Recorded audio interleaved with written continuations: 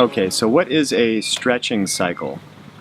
Now, we talked about the premise of flexibility being relaxation. Okay.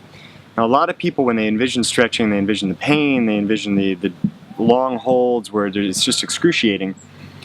Your priority every time you enter a stretching cycle, and for this round we've got a base of 4, right?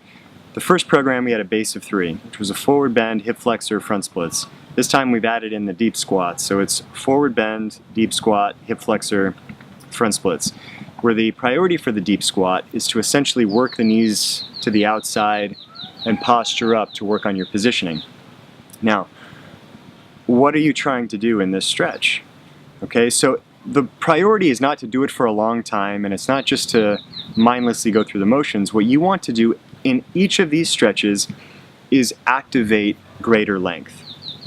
Now, how long does that take? Well, it might take me 2 to 3 seconds, and it might take you 1 minute. It's difficult to say. We all have a stretch reflex that is conditioned by life. Okay, if you've been at a desk for 10 or 20 years, you probably have a very sensitive one. If you've been an athlete and you've stretched your whole life, you are probably able to get beyond that stretch reflex without too much effort.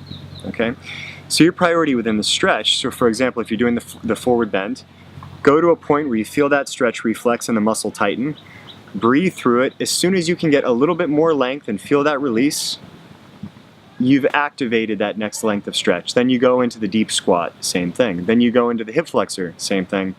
For the front splits, same thing. You get to the point where the stretch reflex engages and it feels tight, breathe a little bit, and if you can release it in 3 seconds, you've hit your mark. If you need 30 seconds, put the time in until the muscle relaxes and you can activate more length, okay?